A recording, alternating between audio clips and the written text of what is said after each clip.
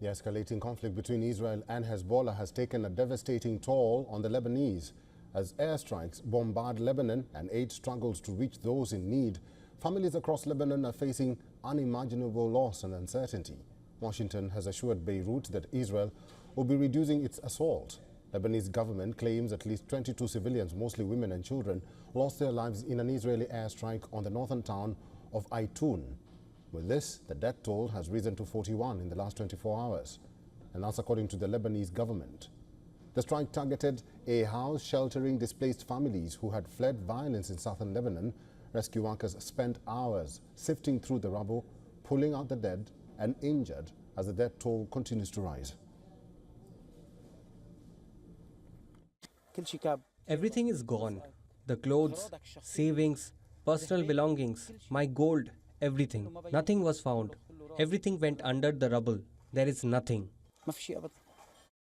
We were working here close to the strike. When the strike happened, we ran to the place where the strike happened, since we were in the area, and we started pulling the wounded and putting them aside. May God help the people wounded on the ground, with martyrs and those killed. Israel is expanding its airstrikes with targets across southern Lebanon, Beirut and the Bekaa Valley. According to the Lebanese government, over 2,300 Lebanese have died in the conflict, most of them civilians. More than 1.2 million people have been displaced and forced to flee their homes.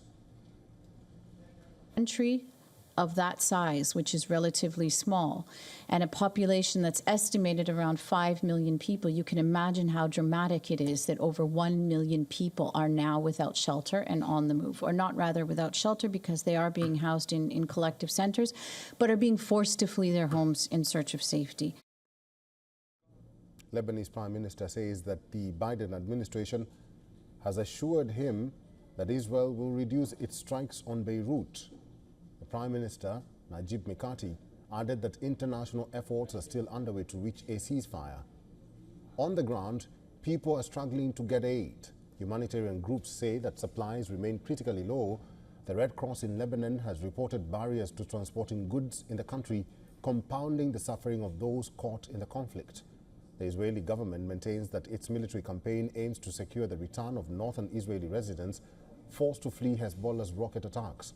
However, the United Nations and human rights groups have expressed grave concerns over the proportionality of Israel's response.